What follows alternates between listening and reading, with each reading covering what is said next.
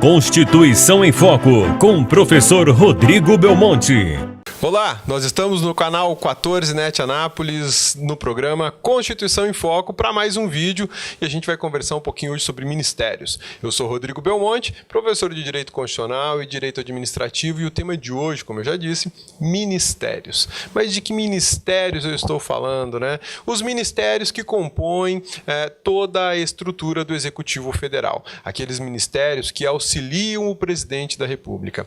A discussão de hoje, a conversa de hoje, na verdade, diz respeito aos ministros e ministérios que são atividades auxiliares do presidente da República. A questão é, pode um presidente da República mudar sua estrutura de ministério, criar ministérios, extinguir ministérios, fundir ministérios, ou tirar o status de ministério desse órgão autônomo, porque o ministério do Executivo, ele é um órgão autônomo. O que faz um ministério? Todas essas perguntas a gente vai conversar nesse vídeo de hoje. Vamos lá, o que é um ministério? O ministério é um órgão do Poder Executivo dotado de autonomia administrativa. A autonomia administrativa quer dizer o seguinte, que ele só, numa escala de poder, numa escala hierárquica, o ministério está abaixo apenas da presidência da República, que, por sua vez, é um órgão independente. Existem três grandes órgãos independentes na República Federativa do Brasil: a Presidência da República, o Congresso Nacional e o Supremo Tribunal Federal. Os órgãos que estão abaixo são conhecidos como órgãos autônomos, eles são dotados de autonomia para agir administrativamente. Os ministérios são um exemplo disso. No Brasil, nós temos o Ministério da Fazenda, responsável pela arrecadação dos recursos que alimentam toda a máquina pública, Ministério do Planejamento, Ministério do Ambiente, da Cultura, Ministério que não tem mais fim. São quase 40 ministérios hoje no Brasil, né? E a questão é, será que precisamos de tantos ministérios assim? Segundo os gestores públicos e gestores da iniciativa privada, quanto maior o número de ministérios, mais difícil é a coordenação deles. Por quê? Porque como são órgãos autônomos por força da Constituição da República, controlar um ministro e suas atividades é algo complexo para o presidente da República. Em razão disso, a equipe tem que ser muito bem estruturada, muito bem entrosada. Aí aparece uma figura fundamental chamado ministro-chefe da Casa Civil. O ministro-chefe da Casa Civil, ele é responsável por ser um grande interlocutor entre os ministérios, o Legislativo e o Supremo Tribunal Federal. O ministro-chefe da Casa Civil é responsável por coordenar e supervisionar as atividades ministeriais, auxiliando diretamente o presidente da República. Essa é uma atuação das mais importantes que um governo federal pode ter. E o ministério? Eu posso extinguir, já que tem muito, Rodrigo? Poxa, quase 40 ministérios. Eu já ouvi dizer que 15, 12 é o suficiente, né? A redução do número de ministérios ou a expansão do número de ministérios é algo que merece um estudo qualificado e preciso, pois eu não posso eliminar um ministério correndo o risco de eliminar o serviço que ele presta. Imagine você eliminar o Ministério da Saúde, o caos que se instalaria na saúde pública do país. Não que ela seja adequada, seja boa, né? A saúde pública, a gente bem sabe que passa situações muito ruins no Brasil e não é de agora, é de muito tempo. Mas se eu extinguir o Ministério da Saúde, a situação tende a piorar. Então, mexer na estrutura de ministérios, segundo a Constituição da República, exige lei. Exatamente. Se eu quiser criar um ministério, se eu, presidente da República, quiser fundir um ministério, se eu, presidente da República, quiser extinguir um ministério, eu preciso de lei. Sem lei, o presidente da República não pode inovar em matéria ministerial. A Constituição da República é muito clara nesse ponto. Lá no artigo 88 da Constituição, existe uma regra específica que diz o seguinte: ministérios serão criados por lei. E lei é um tipo de norma previsto no artigo 59 da Constituição da República, que é diferente de medida provisória e é diferente também de decretos. O presidente da República, por que eu estou falando isso para você? Porque o presidente da República, por força da Constituição, ele pode se utilizar de uma lei delegada, ele pode se utilizar de uma medida provisória e ele pode se utilizar de um decreto presidencial. São 3 normas que estão à disposição do presidente da República para que ele cumpra o seu papel de chefe de Estado e chefe do Executivo, né? Chefe de governo, melhor dizendo. Então, quando nós falamos em criar ministérios por lei, essa disposição constitucional determina que seja uma lei ordinária. E quem produz leis no Brasil é o Poder Legislativo. Para ministérios, Congresso Nacional, Senado, mais Câmara dos Deputados. Então, nós temos que entender de forma muito clara e simples que o presidente da República sozinho, ele não pode extinguir um ministério, ele não pode fundir um ministério e ele não pode criar mais ministérios. Ele precisa, é obrigatório que ele apresente um projeto de lei ao Congresso Nacional e o Congresso Nacional, na sua independência, porque é um órgão independente da República Federativa do Brasil, delibere sobre o assunto, discuta, vote e, se aprovar, aí sim o projeto de lei aprovado pelo Congresso Nacional volta ao presidente da República para que aí ele, de alguma maneira, tome a decisão de sancionar ou vetar o projeto. Caso sancione, um ministério pode ser criado ou pode ser extinto. Parece complexo isso que eu estou falando, né? A gente está falando de processo legislativo, de administração do país, de ministérios, do executivo. Poxa, Rodrigo, isso está ficando muito técnico. Então vamos pensar o seguinte. O presidente da República pode simplesmente, olha, o Ministério do Ambiente, vou acabar com ele porque está criando muito problema para a agricultura, para o Ministério da Agricultura. E numa canetada ele faz isso. Pode? Não. Não pode. Por quê? Porque ele não atua sozinho nisso. Para ele tomar uma medida dessa natureza, para ele tomar uma posição como essa, ele precisa de aprovação do Congresso Nacional. Quando eu falo e quando eu brinco que o presidente da República não age sozinho, ele sempre está acompanhado do Congresso, não é à toa. A Constituição da República limita os poderes do presidente da República e isso é fundamental, porque um presidente, digamos assim, mais proativo, para não falar outra coisa, né? Ele poderia, de repente, num rompante, num momento de empolgação, sem planejamento, sem medir as consequências, extinguir ou criar ministérios. Então, o presidente da República não pode fazer, de forma alguma, a criação ou extinção de ministérios ou a fusão de ministérios sozinho. Ele precisa da aprovação do Congresso Nacional, que vem por meio de aprovação por projeto de lei. Tranquilo? Beleza? Isso é simples. Agora nós entendemos que há um diálogo necessário nessa história toda e ele tem que ser seguido.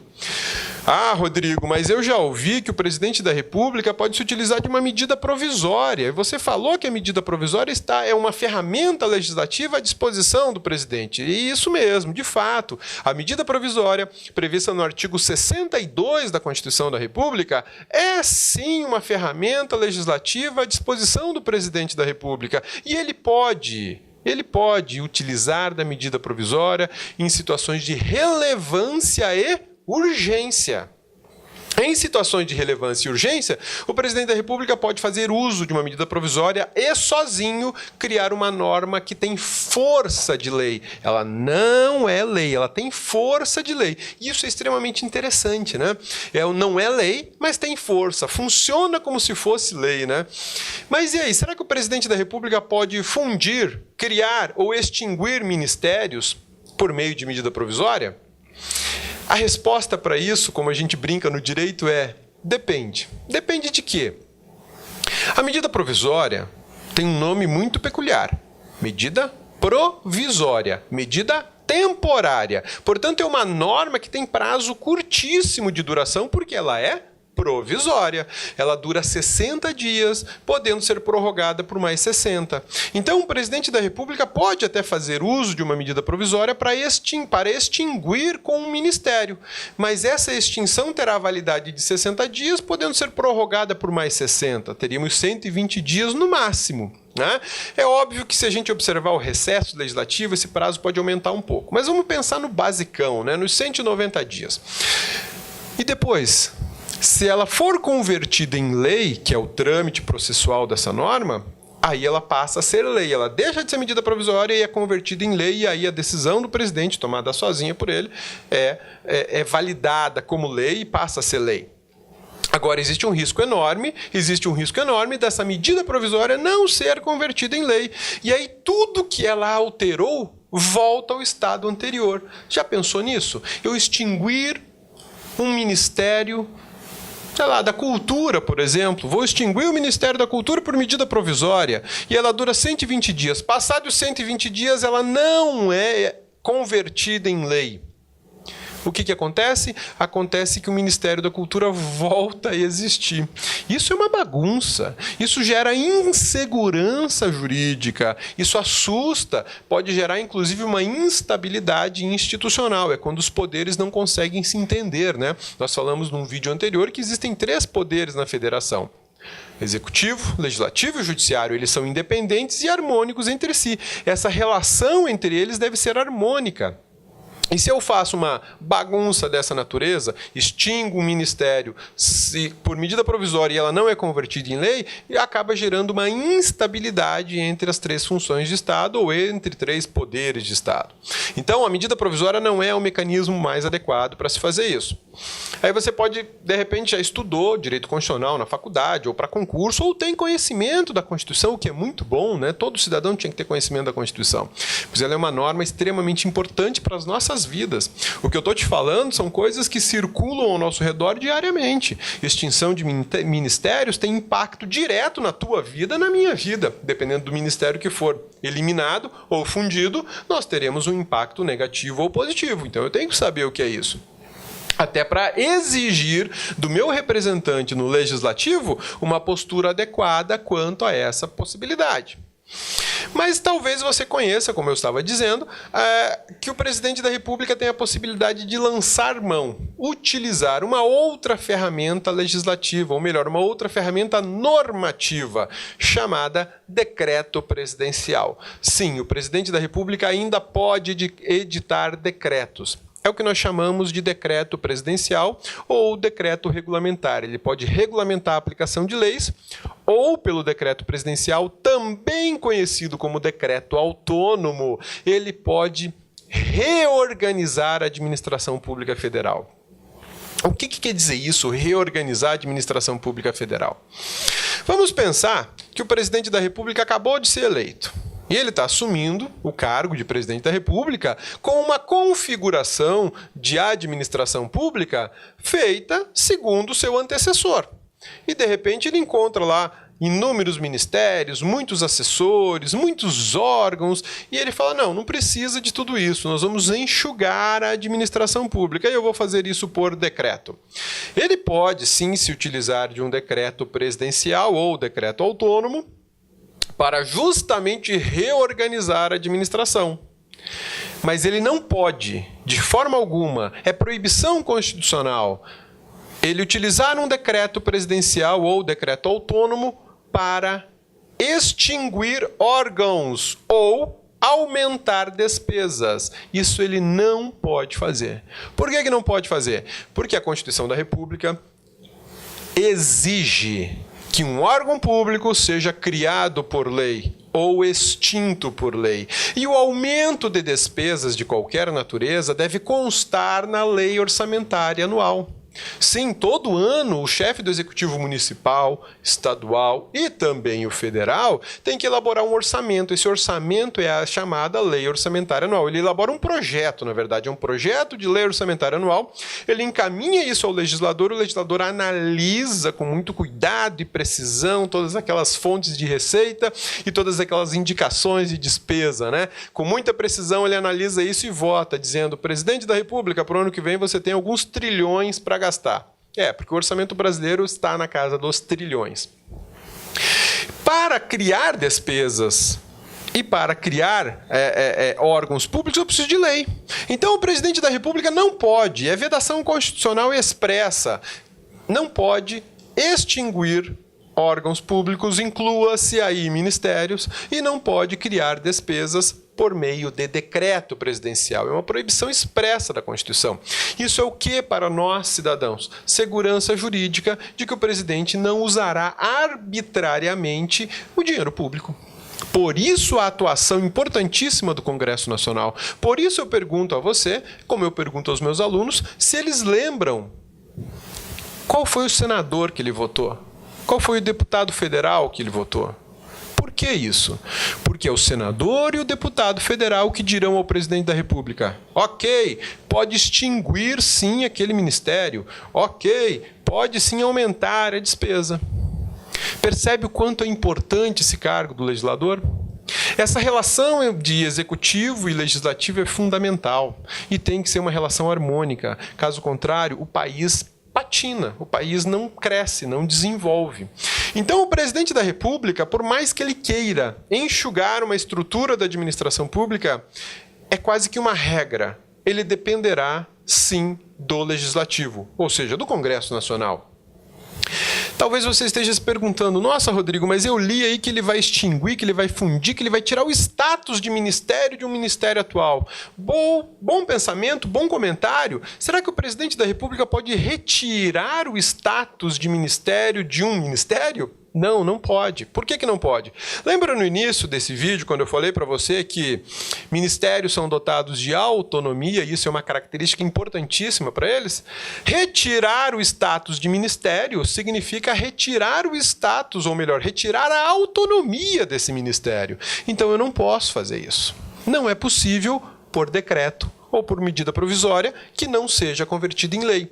Então, se eu quiser retirar, eu, presidente da República, quero retirar o status de ministério de um órgão autônomo, eu preciso de uma lei, de um projeto de lei aprovado pelo Congresso Nacional, me autorizando a transformar um ministério numa secretaria. Por exemplo, o Ministério do Meio Ambiente, vou transformar na Secretaria Nacional de Meio Ambiente. Isso exige lei. Retirei o status de ministério e transformei em secretaria. Poxa, Rodrigo, então a conversa não é assim como estão falando, vai fazer isso e vai fazer aquilo. Não, eu preciso de um diálogo necessário e obrigatório com o legislador. Sem o legislador dizendo sim ou não, o presidente da República não pode fazer reformas dessa natureza. Isso ele não pode. Proibição constitucional. Mas e se ele fizer? E se ele falar eu faço e pronto e acabou? Aí eu daria a seguinte sugestão ou melhor, eu lembraria os nossos ouvintes de dois nomes: Collor e Dilma. O que tem a ver Collor e Dilma? Collor e Dilma foram os dois únicos presidentes da República que sofreram impeachment no Brasil. Por quê? Porque descumpriram a Constituição da República, cada um ao seu modo, né? O Collor por uma razão, a Dilma por outra. Ainda que muita gente acredite que a Dilma não fez nada de errado. Mas o fato é que o presidente da República possui um dever. O primeiro deles, cumprir a Constituição da República. E a Constituição da República, nos seus artigos 72 a 76 e depois no 88, estabelece que para criar, extinguir, fundir ou retirar status de ministério é necessário lei. Eu não posso fazer isso por decreto, e usar medida provisória é um perigo enorme, porque ela pode não ser convertida. Essas informações são muito importantes. Por que elas são importantes? Porque você precisa estar sintonizado com o que vai acontecer ou com o que acontece neste país. Você, no seu papel de cidadão, tem o dever cívico de saber dessas coisas. Se você não teve oportunidade de acesso a esse tipo de informação, eu vou ficar muito feliz de saber que agora você tem. Essa é uma das propostas do Constituição em Foco e do canal 14 NET Anápolis. Então, meu amigão, se você gostou, dê um like, compartilhe, inscreva-se no nosso canal. E se existe algum tema de constitucional ou de administrativo que você quer que eu comente, coloque no seu recado aí embaixo, nos comentários, né? Coloque nos comentários desse vídeo que a gente vai analisar e, de repente, a tua dúvida ou a tua sugestão vira um programa. Forte abraço e até o próximo programa. Constituição em Foco, com o professor Rodrigo Belmonte.